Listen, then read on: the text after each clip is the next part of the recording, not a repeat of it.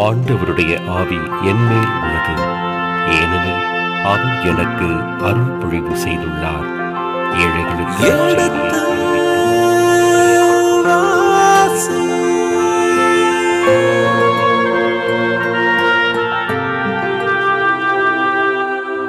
எடுத்து வாசி.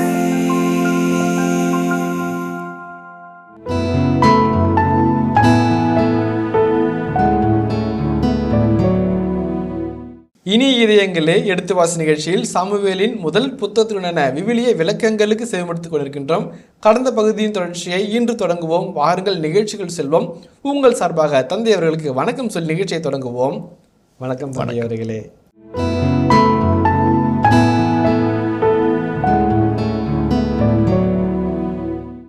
உன்னை அபிஷேகம் செய்தவர் அவர், உன்னை அரசராய் மாற்றியவர் அவர், உன்னை அமலேக்கியரோடு போரிட அனுப்பியது அவர். அவருக்கு எதிராக நீ ஏன் தப்பு பண்ணதான் கேட்கிறார். எவ்வளோ ஒரு நியாயமான ஒரு குற்றவாளி கூண்டில் நிற்க வச்சு அருமையான ஒரு விவாதத்தை முன்வைக்கிறார் சாமுவேல். அதான் மூன்று நிலைகளில் ஈப்ரூ ரெட்டாரிக் நான் சொன்னேன், கேள்வி துணியில் அவர் கேள்வி கேட்கிறாரு. இரண்டாவது சொல்ல வந்து திரும்ப திரும்ப சொல்லி, அதுவும் ஒரு ரெட்டாரிக் தான். ஆணிபோல் ஆணிமேல் சுத்தினான் படா படாவன் எடுத்து ஒரே அடியை ஓங்கி அடிப்பது போல ஆண்டவர் ஆண்டவர் ஆண்டவர் ஆண்டவர் என்று அந்த ஆணியை வைத்து சவுலுடைய குற்றப்பத்திரிகையை விளக்கி வாசிக்கிறார். பாருங்க, நீர் உமது பார்வைக்கே சிறியவராய் இருந்த போதல்லவா இஸ்ரவேல் குலக்கு தலைவரானீர். கழுதி தேடிட்டு வந்த கீசின் மகன், உன்னுடைய குலத்திலே உன்னை யாரும் அதிகம் மதிக்கலை. ஆனால் ஆண்டவர் பார்வையில் நீ மதிப்பு மிக்கவனாக இருந்த, விலையேற பெற்றவனாக இருந்த, உன்னை நான் அன்பு கூறுறேன் என்று சொல்லி உன்னை அரசனாக மாற்றினார். முதல் காட்சி. இரண்டாவது, ஆண்டவரும் உம்மை இஸ்ரவேலின் அரசராக திருப்பொழிவு செய்தார். இந்த இடத்துல மெலேக் என்ற வார்த்தை வருகிறதுன்னு நினைக்கிறேன். ஆண்டவரும் உன்னை அரசராக திருப்பொழிவாற்றினார். ரெண்டு காரியம். ஒன்று அரசர். முதல் இது வரைக்கும் விழித்தில் சவுல் வரும் வரைக்கும் மெலேக் என்ற வார்த்தையோ நஹீத் என்கிற வார்த்தையோ சிஃப்டைன் என்ற வார்த்தையை பயன்படுத்தவே இல்லை. எல்லா இடங்களிலும் சொஃபெத்திம் நீதி தலைவர்கள் அல்லது குருக்கள் கொஹென் இந்த வார்த்தையும் பயன்படுத்தப்படுகிறது.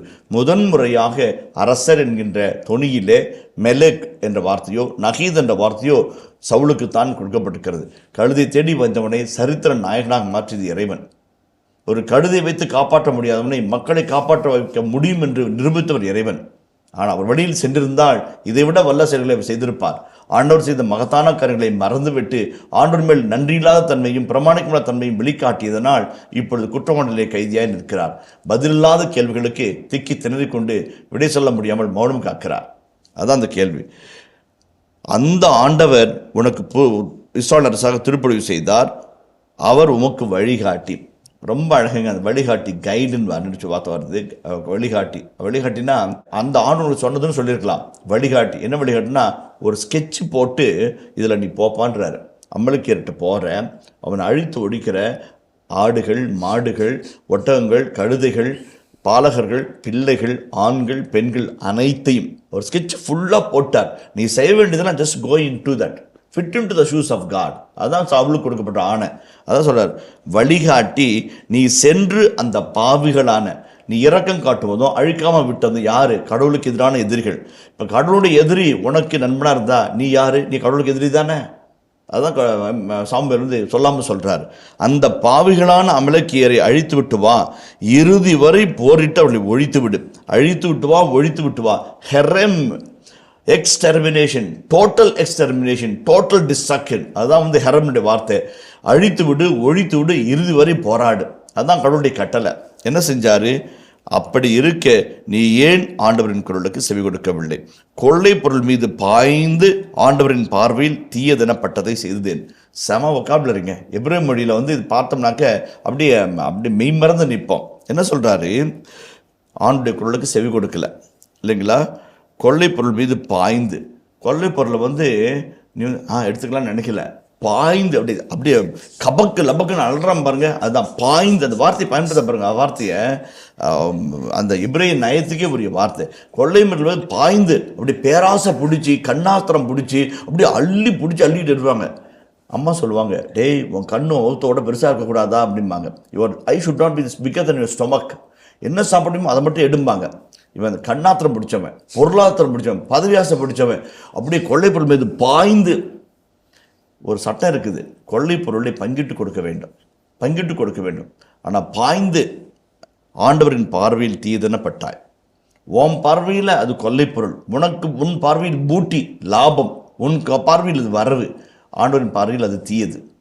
அது அழகான ஒரு நேர்த்தியான விவாதத்தை முன்வைத்து சவுலினுடைய இடிநிலையையும் சவுலுடைய நெறிகட்ட தன்மையையும் சவுலுடைய பொய்மை தன்மையும் கிழித்து காட்டுகிறார். முகத்தில் எப்படி கிழிச்சு காட்சி இதுதான் சவுல்ங்க என்று நமக்கு படம் பிடித்து காட்டுகிறார். என்ன சொல்றாரு? கடவுளுடைய தண்டனையும் கடவுளுடைய கோபம் நியாயமானது என்று நம்ம என்ன ஏற்றுக்கொள்ள வைக்கிறார். ஐயோ, அவர் அற்புதத்தோடு போட்டாரே, நீங்கள் சொன்னீங்களே கொலகார சாமி அல்ல, அவர் நீதியின் கடவுள், நீதியின் கடவுள். அந்த நீதியின் கடவுளை நம்ம ஏற்றுக்கொள்ளணும், வலியுறுத்த வேண்டும் என்பதற்காக அவ்வளோ அழகான ஒரு விளக்கத்தை இணைச்சட்ட வரலாற்று நூல் ஆசிரியர் முன்பாக படம் பிடிக்கிறார். இதில் 2-3 கருத்துங்கள் இருக்குது. அதில் ஒவ்வொரு அந்த இணை சொல்ல மட்டும் நம்ம பார்ப்போம். நீ ஏன் ஆண்டுடைய குரலுக்கு செவி கொடுக்கவில்லை? ரொம்ப அழகான வார்த்தை. இஸ்ராயேலே கேள், உன் கடவுளாகி ஆண்டவர் நாம் ஒருவரே, நம்மை தவிர வேறு கடவுளுக்கு இல்லாமல் போவதாக. உன் கடவுளாகி ஆண்டவரை முழு உள்ளத்தோடும் முழு ஆன்மாவோடும் முழு வலிமையாடும் நீ அன்பு செய்வாயாக. கேள், ஆண்டு பேசுவார், நீ கேட்குற. மாதா தான் சொன்னாங்க, அவர் சொல்வது எல்லாம் செய்யுங்கள். அவர் ஒன்றும் சொல்லலைங்களே, சொல்லுவார் செய்யுங்க. இவ்வளோ அழகான வார்த்தை பாருங்கள். சொல்லுவார் செய்யுங்க, போயிட்டே இருக்கிறாங்க அவங்க. சொல்லுவாரா சொல்ல மாட்டோம் செய்கிறாங்க. பாத்திரத்தில் விடுமுறை நீர் இருப்பங்கிறார் சொன்னார். இங்கே பாருங்கள், இந்த குரலை கேட்கணும். கேட்கல கேட்டிருந்தார்னா இவர் சுவையுள்ள ரசமாக மாற்றிருப்பார். எல்லாரும் இஸ்ராயலில் இதுவரை நல்ல ரசத்தை வச்சிருந்தீங்கன்னு சொல்லியிருப்பாங்க. மன்னராட்சியினுடைய நல்ல ரசமாக இவர் மாறியிருப்பார். பால்பட்ட மன்னராய் புழுதியில் வீசி எறியப்பட்டார். ஏன் ஆண்டுடைய குரலை கேட்கல. ரொம்ப முக்கியங்க. யோவானது செய்தி 10ஆம் அதிகாரத்திலே, என் ஆடுகள் என்னை அறிகின்றன, நானும் அவற்றை அறிவேன், என் ஆடுகள் என் குரலுக்கு செவி கொடுக்கின்றன, அவையும் என் பின் தொடர்கின்றன என்று சொல்லி அழகாய் அறுதிட்டு சொல்வார். நல்ல ஆயன் தன் ஆடுகளை அறிந்திருப்பான், அந்த ஆடுகளும் ஆயனை அறிந்திருக்கும், ஆயனுடைய குரலுக்கு அவை செவி கொடுக்கும். ரொம்ப அழகான வார்த்தைங்க. செவி கொடுத்தல் என்பது மிக அழகான வார்த்தை. ஏசியா புத்தகத்தில் அதிகாலையில் ஆண்டவனை எழுப்பி விட்டு கற்றோனுக்குரிய நாவை கொண்டு என்னை கற்பிக்கும் பணியில் என் செவிப்புண்களை தூண்டி விடுகிறார். அவர் பேசுகிறார், நான் கேட்கணுன்றார். ஆண்டவரே பேசும் அடியான் கேட்கிறான் என்று சொல்லி சாம்பல் இளம் அழைப்பின் போது அந்த வார்த்தையை பதில்மொழியாக சொன்னார். செவி சாய்த்தல் என்பது மிக உன்னதமான ஒரு காட்சி. அது அந்த குரலை கேட்கணும். எது கேட்கணும்? நான் சொன்னேன், உள்ளத்தை திறந்து நம்ம கேட்கணும், கேட்டு அதன்படி நடக்கணும். குரலுக்கு செவி சாய்க்கவில்லை என்றால் குரல் கேட்குது, அந்த கேட்ட குரலுக்கு ஏற்றபடி நம்ம நடக்கலை. அதான் என்னுடைய வார்த்தையின் விளக்கம். இங்கே ஆண்டுடைய குரல் நல்ல ஆயின் நல்ல ஆடுகள் செவி கொடுக்கின்றது. அது ஒரு விளக்கம் சொல்கிறார். Shepherd looks at Sam number 23 என்ற புத்தகத்திலே அந்த ஆசிரியர் அழகாய் குறிப்பிட்டு சொல்வார். இப்போ உங்ககிட்ட ஒரு 100 ஆடு, என்கிட்ட ஒரு 100 ஆடு, அவங்ககிட்ட ஒரு 100 ஆடு. என்ன பண்ணுவோம்? நீங்கள் 100 ஆடுக்கு பட்டி போட்டால் காசு செலவு அதிகமாகும். நீங்கள் என்ன பண்ணுவீங்க? அண்ணே நம்ம 2 பேரும் சேர்ந்து பட்டி போடலாமாம்பீங்க. நான் என் ஆடு 100, உன் ஆடு 100, சக்தி அண்ணா ஆடு 100, 300 ஆடுகளையும் கெட்டில் போட்டுருவோம். முதல் சாமான் நான் காவல் காப்பேன், 2வது சாமான் நீமே காவல் காப்பீங்க, அண்ணன் 3வது சாமான் காவல் காப்பாங்க. விடிய காத்தால் ஆட்டுங்களை மந்தைக்கு ஓட்டிகிட்டு போகணும். 100 உங்களுக்கு, 100 எனக்கு, அண்ணனோட 100 எனக்கு. அந்த கெட்டில் அவனுடைய வாயில் படையில் நின்றுட்டு ஆடுங்களை கூப்பிட்டு பே பே பே பே அம்மா பா பா பா பா அம்மா. என் குரலை ஆடு கேட்கும். ஏன்னா அந்த குரல் தெரியும். என் ஆட்டை எதுன்னு எனக்கு தெரியும், என் குரல் அது கேட்கும். நான் அப்படியே சொல்லிக்கிட்டே போவேன். என் சத்தத்தை கேட்டு என் ஆடெல்லாம் தனியாக வரும். நீங்கள் அந்த பக்கம் நின்று மேன்னு கத்துவீங்க. உன் ஆடு உன் சத்தத்தை கேட்கும், உன் பக்கம் போகும். 300 ஆடும் ஒன்றா இருந்தாலும் என் ஆடுகள் என் குரலுக்கு செவிகாக்கின்றன, ஏனெனில் அவை என்னை அறிகின்றன. கேட்டு வர்றது செவிமடுக்கிறது என்பது அழகானது. ஆயனாக முன்னே ஆயனாக போக வேண்டிய ஆயனுடைய குரலை கேட்டு செவிமடுத்து அந்த வாதில் பின்பற்றி போகுது. அதுதான் அழகான ஒரு காட்சி. அதான் எபிரேய கலாச்சாரத்தில் விவசாய பின்னணியில் இதை புரிஞ்சுக்கணும். நீ செவிமடுக்கவில்லை, நான் ஆயன், முன்ன சண்டை, நீ பின்னாடி வரல. நான் சத்தம் போட்டேன், என் சத்தம் உன் காதில் விழவே இல்லை, விழுந்தாலும் விழாத மாதிரி நீ நடந்துக்கிட்டேன். செவிமடுக்கவில்லை. ரொம்ப அழகான வார்த்தை. எனக்கு நன்றாக நினைவிருக்கிறது. இந்த செவிமடுத்தலை பற்றி தந்தை பி சேவியர் அவர்கள் ஒரு அழகான ஒரு விளக்கத்தை தந்தார். நம்ம உடலில் கடைசியாக செத்து போகிற உடல் உறுப்பு காது தாங்களாங்க. எதையும் கூட இல்லை, மூளைச்சாவு கூட இல்லை. கடைசியாக எப்போ ரொம்ப சாலிடாக ரொம்ப ஸ்டாண்டர்டாக செத்து போயிட்டாங்கன்னு சொல்கிறதுக்கு அந்த செவிப்புலனை தூண்டி பார்ப்பாங்களாம். பதில் இல்லை அப்படின்னாக்க இறந்தார் என்று உறுதியாக அறுதிட்டு சொல்ல முடியும் என்று சொல்வார்கள். ஒரு நர்ஸரிடமிருந்து கேட்ட செய்தியை தகவலாக எங்களிடம் பரிமாறிக்கொண்டார். அந்த காட்சி நினைவுக்குள்ளாக வருகிறது. செவிப்புலன் இறுதியாக அடங்கும், இறுதி வரை கேட்டுக்கொண்டே இருக்கும், இறுதி வரை கேட்டுக்கொண்டே இருக்கும். இறந்து போன ஒளி அது கேட்பதன் திறனை இழக்காது. என் குரலை நீ கேட்கவில்லை என்றால் நீ செத்து போய்விட்டாய். என் முன்பாக நீ செத்து போய்விட்டாய். அருளுக்கு செத்து போய்விட்டாய், இரக்கத்திற்கு செத்து போய்விட்டாய், கீழ்ப்படுதலுக்கு செத்து போய்விட்டாய், தெய்வ பயத்தில் செத்து போய்விட்டாய், ஞானத்தில் செத்து போய்விட்டாய். என் குரலுக்கு நீ செவிசாய்க்கவில்லை. இப்போ மீதி நடக்கிறதெல்லாம் சம்பிரதாயம்தான், சாங்கியம்தான். என் அரச பதவியிலிருந்தும் அருள்பொருளிலிருந்தும் நீ விலகி போய்விட்டாய். அதான் அழகான ஒரு காட்சி. நீ என் குரலுக்கு, ஆண்டவரின் குரலுக்கு செவி சாய்க்கவில்லை. கொள்ளை பொருட்கள் மீது பாய்ந்து, இந்த பாய்ந்துன்ற வார்த்தைக்கு அவ்வளோ அர்த்தங்க. அப்படியே பரபரப்பாக துடிச்சு பேராசை பிடிச்சி கண்ணாசை பிடிச்சி அத்தனையும் அப்படி கிராப் பண்ணிக்கிறாங்க பாருங்க. அந்த வார்த்தையை கொண்டு தான் பயன்படுத்துவார்கள். கொள்ளை பொருட்கள் மீது பாய்ந்து ஆண்டவரின் பார்வையில் தீதென செய்தேன். நான் நீதித்தொழில் புத்தகத்தில் விளக்கம் சொல்லும்போது அழகாக சொன்னேன், இந்த பெண்ணை எனக்கு பிடித்திருக்கிறது, என் பார்வையில் இவள் இனிவளாக இருக்கிறாள், இவளை தான் மனமுடிப்பேன் என்று சொல்லி திம்னாத்தா போகின்ற வழியிலே பிலிஸ்தரின் பெண்ணொருத்தியை கண்டு சாம்சன் சொன்னான். நான் அப்போ சொன்னேன், உன் பார்வையில் அவள் இனிவளாக இருக்கிறாள், ஆண்டவரின் பார்வையில் இருக்கிறாளே என்று அவன் பார்க்க தவறினான், பெரும் ஆபத்தில் விழுந்தான் என்று நான் சொன்னேன். அதுதான் இங்கேயும் சொல்கிறேன். சவுல் தன் பார்வையில் நல்லதை, தன் பார்வையில் இனியதை, தன் பார்வையில் லாகவமானதை செய்ததால் ஆண்டவரின் பார்வையில் தீயதை செய்து கொண்டான். அதான் சவுல் இருக்கின்ற மிகப்பெரிய ஒரு ஆபத்தான ஒரு எண்ண ஓட்டம். அதைத்தான் சாம்பேல் மிக பட்டவர்த்தனமாக விளக்கி சொல்கிறார். நீ ஆண்டவரின் வார்த்தைக்கு குரலுக்கு செவி கொடுக்கவில்லை, ஆண்டவருடைய பார்வையில் தீயதெனப்பட்டதை செய்தாய். இப்ரேய மொழியில் பே ஏனே என்று ஒரு வார்த்தை இருக்கிறது, சொற்றோடு இருக்கிறது. பே என்றால் இன், ஏனே என்று சொன்னால் கண்களில் என்ற அர்த்தம். ஆண்டவரின் கண்களுக்கு முன்பாக நீ தீயதெனப்பட்டாய். அதான் ரொம்ப முக்கியமான வார்த்தை. நம்ம தப்பு செய்யும்போது எப்படி தப்புன்னு நம்ம சொல்கிறோம்?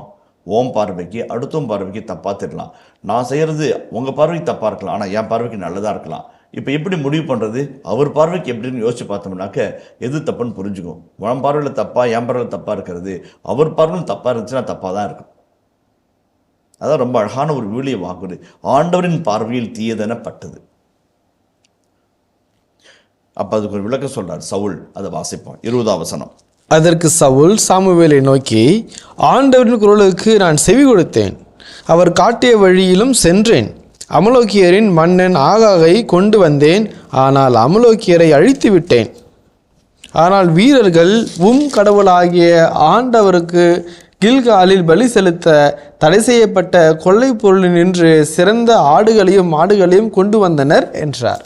நிறுத்தும் என்று சொல்லி எச்சரிக்கப்பட்ட சவுலை ஆண்டுடைய வார்த்தைகளினால் குற்றவாளி புண்ணிலே வைத்து கேள்வி கேட்கிறார். அதற்கு சவுல் இப்பொழுது பிரதிவாதம் செய்கிறார், மறுமொழி சொல்கிறார், பதில் சொல்கிறார். நீங்கள் என்ன சொல்கிறீங்க? நீதிபதி கேட்குறார். அப்போ பதில் சொல்கிறார். என்ன பதில் சொல்கிறாரு அவர் சொல்லிட்டு பாருங்க. ஆண்டவரின் குரலுக்கு நான் செவி கொடுத்தேன். நீ செவி சாய்க்கவில்லை என்பது கடவுளால் உணர்த்தப்பட்டு இரவெல்லாம் மன்றாடி விடியற்காலையில் பெற்றுக்கொண்ட செய்தியினுடைய வெளிப்பாடு. இவன் என்ன சொல்கிறான்? செவி சாய்த்தேன். பொய்க்கு மேலே பொய், தப்புக்கு மேலே தப்பு. அடுத்து வாசிப்போம். அவர் காட்டிய வழியிலும் சென்றேன். ஆண்டுடைய வார்த்தை என்ன? 20ஆம் வசனத்தினுடைய முதல் பகுதியில் ஆண்டவரின் குரலுக்கு நான் செவி சாய்த்தேன். ஏற்கனவே அவர் சொல்றாரு, என் குரலுக்கு செவி சாய்க்கவில்லை, ஆண்டவர் காட்டிய வழியில் நான் சென்றேன். 11ஆம் வசனத்தை வாசிப்போம். சவுலை அரசனாக்கியதற்காக நான் வருந்துகிறேன். நான் யாரு? கடவுள். அவர் என்ன சொல்றாரு? ஏனெனில் அவன் என்னை பின்பற்றாமல் விலகிவிட்டான். அவர் காட்டிய வழியில் சென்றேன் இவன் சொல்றான். அடுத்து கடவுள் என்ன சொல்றாரு? என் வார்த்தைகளின்படி நடக்கவில்லை. அரசன் சொல்றான், ஆண்டவரின் குரலுக்கு நான் செவி சாய்த்தேன். அங்கதான் கன்ஃபரன்டேஷன். ஆண்டவர் காட்டிய வழி, ஆண்டுடைய குரல். அவர் சொல்றாரு இல்லைங்கிறார். இவன் இல்லை, நான் தான் ஆண்டுடைய குரல், ஆண்டுடைய வழி, நான் நடந்தேங்கிறான். யார் போய் சொல்றா? வாசிப்பவர்களுக்கு தெரியும், இறை நம்பிக்கையாளர்களுக்கு தெரியும், ஆண்டவரை தொழுகிறவர்களுக்கு யார் உண்மை சொல்றான்னு தெரியும். பொய் புயலை போல வேகமாக ஓடும், ஆமை உண்மையை போல ஊர்ந்து செல்லும், ஆனால் வெல்வது என்னவோ ஆமைதான். கடவுள் சொல்கிறார், அவன் என் குரலுக்கு செவி சாய்க்கவில்லை, என் வழியில் நடக்கவில்லை. அதே பார்த்து டிட்டோவை அடிக்கிறான். நான் அவர் குரலை தான் கேட்டேன், அவர் வழியில் தான் நான் சென்றேன். அது அவர் வழி இல்லை, உன் வழி. அதான் உண்மை. தான் வழி ஆண்டவர் வழின்னு நினைக்கிறான். அது 3வது வாக்கியம் சொல்கிறான், ஆகாகையும் அவருடைய பிள்ளைகளையும் அவருடைய பாலகர்களையும் ஆண்களையும் பெண்களையும் கால்நடைகளையும் அழித்து விடு ஆண்டவர் சொன்னார். அதுக்கு இவன் விளக்க சொல்கிறான். என்ன விளக்க சொல்கிறான்? ஆகாகை நான் கொண்டு வந்தேன், அமலக்கியருடைய மக்கள் அனைவரையும் அழித்து விட்டேன். ஆனால் வீரர்கள் எங்க தலையெல்லாம் வாழ ஆடுங்களா?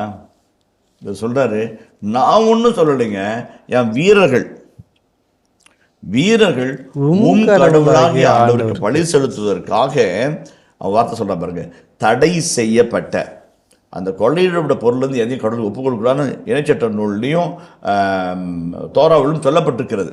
தடை செய்யப்பட்ட கொள்ளை பொருளிலிருந்து சிறந்த ஆடுகளையும் மாடுகளையும் கொண்டு வந்தனர் என்றார். தன்னை எந்த நிலையிலும் தப்பு செஞ்சேன்னு ஒத்துக்கவே இல்லைங்க. தூய ஆவிக்கு எதிரான பாவம் என்னன்னாக்க, கடவுளே நம் பாவத்தை மன்னிக்க மாட்டார். நம்ம ஒரு வீம்பு விவாதத்தில் தற்கொலைக்கு போகிற பாருங்க, அதான் தூய ஆவிக்கு எதிரான பாவம் என்று இறையிலார்கள் சொல்லுகிறார்கள். இந்த இடத்துல கடவுள் குற்றவாளி என்று குற்றம் சாட்டிய நிலையிலும் நான் தப்பே செய்யலைன்னு கடவுள் முன்பாகவும் கடவுளுடைய கூக்குரல் அடியாருக்கு முன்பாகவும் வாதிடுறான் பாருங்க, அவனை திருத்தருக்கும் தண்டனையில் தப்பிக்க வைக்கிறதுக்கும் ரொம்ப கடினம், ரொம்ப கடினம். அதுதான் அந்த அழகாக சொல்கிறார், நான் அவனுடைய குரலை கேட்டேன், ஒரு வழியில் நடந்தேன், அதே மாதிரி அமலக்கரை கொன்றேன், ஆகாக மட்டும் தப்பிக்க விட்டேன். அதே மாதிரி எல்லா ஆடு மாடுகளை அழிச்சிட்டுங்க. உம்முடைய வீரர்கள் முதல் தரமானத்தையும் இரண்டாம் தரத்தையும் கடவுளின் பழிக்காக, உங்கள் கடவுளின் பழிக்காக ஒதுக்கி வைத்திருக்கிறார்கள். அது தடை செய்யப்பட்டது தான் இருந்தாலும் ஓகே. அந்த தடை செய்யப்பட்ட பொருளை கொள்ளை பொருட்கள் கொண்டு வருவதற்கு யார் தடை விதிக்க வேண்டும்? அந்த தடை யார் செயல்படுத்த வேண்டும்? அரசன். நீ செய்யலையே, இது சட்டத்தினால துறவினால் தடை செய்யப்பட்டது, செய்யக்கூடாது சொல்லியே, சொல்ல மனசு வரலையே. இதுதான் இந்த வாதம் பிரதிவாதம் என்று இரு நிலைகளில் இந்த காட்சி நகர்ந்து கொண்டு போகிறது. நான் கேஸ் ஃபைல் பண்ணுறேன், விட்னஸை கொண்டு வந்து வைக்கிறேன், ஆட்டின் சத்தம் மாடுகளின் இறைச்சல், விட்னஸை வைக்கிறேன், உன் மேலே அக்யூசேஷன் கொடுக்குறேன், நீ பிரதிவாதம் வைக்கிற, நான் ஆண்டு வழியில் தான் நடந்தேன், ஆண்டுடைய குரலை தான் கேட்டேன், அமளிக்கேற குண்டு அழித்தேன், ஆடு மாடல் அத்தனை ஒழித்து விட்டேன், உம்முடைய வீரர்கள் கொஞ்சம் அப்படி ஒதுக்கி வச்சுக்கிறாங்க அவ்வளோதான் என்று அவன் பிரதிவாதத்தை வைத்து விட்டான். இப்போ தீர்ப்பு சொல்ல வேண்டும். எப்படி தீர்ப்பு? உரைநடை அல்ல, ஒரு அழகான உயர்ந்த இலக்கிய பாடல் கவிதையாக வருகிறது. அது வரைக்கும் உரைநடையிலே வாதம் விவாதம் என்று போய்கொண்டிருக்கிற அந்த விவிலிய காட்சி கவிதைக்குள்ளாய் தாவி நிற்கிறது. சில சமயங்களில் உரைநடைகளினால் விளக்க முடியாத சிலவற்றை வார்த்தைகளில் வடிக்க இயலாத கவித்துவத்தோடு சுருங்க சொல்லி விளங்க வைக்கலாம். அது எபிரேய மரபு. 150 பாடல்கள். ஒரு ராபி சொல்கிறார், ஒவ்வொரு பாடலும் இறைவனை நோக்கி சொல்லும் ஒரு படி. கவிதை என்பது எபிரேய மரபில் மிக உன்னதமான ஒரு நிலை. 72 புத்தகங்க விவிலியத்தில் +1 73 புத்தகங்கள். 72 புத்தகத்தில் கடவுள் மனிதனோடு பேசுகிறார். 72 புத்தகத்தில் கடவுள் மனிதனோடு பேசுகிறார். அதுதான் தோரா நூல்கள், ஞான நூல்கள், வரலாற்று நூல்கள், இறைவாக்கு நூல்கள். ஒரே ஒரு புக்கில் மனுஷன் கடவுளோட பேசுகிறான். அது எல்லாத்துக்கும் ஈக்குவல் பண்ணிடுது. என்ன? திருப்பாடல்கள். மனுஷன் கடவுளோடு பேசுகிறத கவிதையாக போட்டிருக்கலாம். அங்கே உரைநடை இல்லை, கவித்துவம். சுருங்க சொல்லி விளங்க வைக்கும் ஒரு மாண்பு, ஜபத்தினுடைய உன்னத நிலை. ஆண்டவர் எனக்கு செய்ததை முன்பாக அறுக்கிடுவேன் என்று சொல்லி கைத்தாளமிட்டு முழக்கமிட்டு அந்த 150ஆம் வசனத்தை, திருப்பாடலுடைய இறுதி வசனத்தை பாருங்களேன். 150ஆம் திருப்பாடலுடைய இறுதி வசனத்தை பாருங்க. எபிரேய கவித்துவத்தினுடைய மேன்மையை நம்ம பார்ப்போம். அனைத்து உயிர்களே ஆண்டவரை புகழ்ந்திடுக, அல்லேலூயா. பிரைஸ்லானதான் ஹல்லேலூயா என்றால் பிரைஸ், ஹல்லேலூ பிரைஸ் யா யாவே. அனைத்து உயிர்களே, உயிர் வாழ்கிற அனைத்தும் ஆண்டவரை போற்றுவதா கோல் ஹஹாயிம் என்ற எபிரேய மொழியில் வருகிறது. உயிருள்ள அனைத்தும் அவரை போற்றணும்னு சொல்லிட்டு அப்படி முடிச்சிடறாரு. அந்த சிம்பனி 150 பாடலுடைய சிம்பனி அப்படி மகா கோரஸ். அந்த 150ஆம் திருப்பாடலில் எல்லா வகையான இறைக்கிசைகளும் அங்கே இருக்கும். அதில் string instruments, skin instruments, wind instruments எல்லாம் அங்கே இருக்கும். அத்தனை வாத்திய கருவிகளையும் சொல்லி உயிர் வாழ்கிற அனைத்தும் ஆண்டவரை புகழ்வாக என்று சொல்லி அந்த சிம்பனியை நிறைவு செய்வார் ஆசிரியர். அதான் அந்த எபிரேய கவித்துவத்துக்கு அவ்வளோ வல்லமை இருக்குது. அவ்வளோ விவாதம், அவ்வளோ வாதம், பிரதிவாதம் அத்தனையும் அடக்கிற மாதிரி 2 வசனம் கவிதையில் சொல்லி ஆசிரியர் தீர்ப்பு எழுதி வைக்கிறார். அதான் நம்ம பார்க்க போகிறோம். 22, 23 வசனங்கள். அப்பொழுது சாமுவேல் கூறியது, ஆண்டவருக்கு மகிழ்ச்சி தருவது எரிபலிகள் பிறபலிகள் செலுத்துவதா? அவரது குரலுக்கு கீழ்ப்படிவதா? கீழ்ப்படிதல் பலியை விட சிறந்தது, கீழ்ப்படிதல் ஆட்டுக்கிடாய்களின் கொழுப்பை விட மேலானது. கலகம் சூனியத்திற்கு நிகரான பாவம், முரட்டுத்தனம் சிலை வழிபாட்டுக்கு ஒப்பான குற்றம். நீர் ஆண்டவரின் வார்த்தையை புறக்கணித்தீர், அவரும் உம்மை அரச பதவியினின்று நீக்கிவிட்டார். முடிஞ்சு, அவ்வளோதான். அதோட ஃபுல் ஸ்டாப். அதுக்கு அடுத்த வசனம், நான் தப்பு பண்ணிட்டேன் பாரு சவுல். முன்னாடியே சொல்லியிருந்தேன். அதுக்கு நம்ம போவோம், அதுக்கு முன்னாடி போவோம். அப்போது சாமுவேல் கூறியது. சாமுவேல் ஆண்டவர் சொல்கிறான்னு சொல்லலை, ஆண்டவருக்கு உகந்தது எதுன்னு சொல்கிறார். அதாவது சாமுவேலுடைய நேர்த்தி. தீர்ப்பெழுதும் போது ஆண்டுடைய வார்த்தைகளை இரவில் பெற்றுக்கொண்டவர், இரவெல்லாம் மன்றாடி விடியற்காலையில் இதை எழுந்து சாமுவேலிடம் சொல்ல வந்தவர் இவ்வளவு விவாதங்களை பார்த்தோம். மனம் திருந்தாத அந்த அப்ஸ்டூட்னஸ், அசம்பந்தத்தனமோ முரட்டுத்தனமோ கலகம் செய்யும் மனமோ சவுலிடம் இருப்பதை கண்டு மனம் வருந்தி தீர்ப்பு சொல்கிறார். தீர்ப்பு சொல்லும்போது கடவுள் சொல்கிறதாக கடவுளுடைய வார்த்தைகளிலிருந்து வரவில்லை, அவருடைய வார்த்தைகளில் கடவுள் வார்த்தையை சொல்கிறார். இன்டெரக்ட் லாங்குவேஜ், அது ரொம்ப அழகான வார்த்தை. ரொம்ப அது அமைப்பு முறை. அப்போது சாமுவேல் கூறியது. இப்போ சொல்லும்போது, டேய் உன் அரச பதவி போச்சுரா,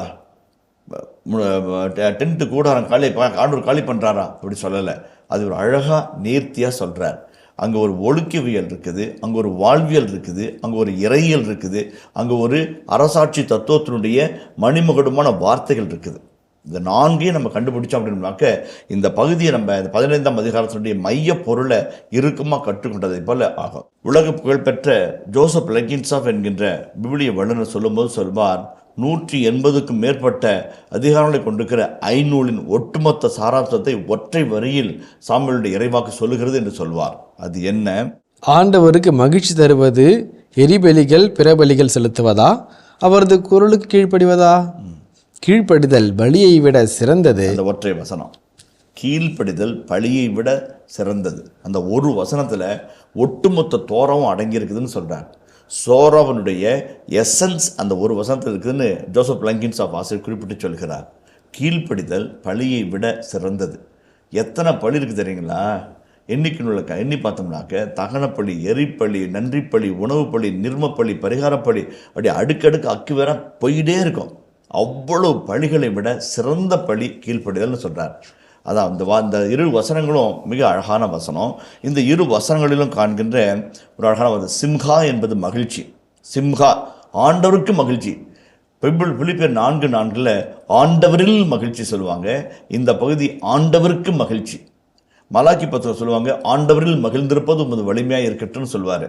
இந்த ஆண்டவரில் மகிழ்ச்சி என்பது அழகான ஒரு சொற்றொடர். அதே மாதிரி பார்த்தோம்னாக்க கீழ்ப்படிதல் பழியை விட சிறந்தது, அது மிக முக்கியமானது. கீழ்ப்படிதல் ஆட்டுக்கிடாக்களின் கொழுப்பை விட மேலானது. ஏன் ஆட்டு கொழுப்பை விட மேலானது?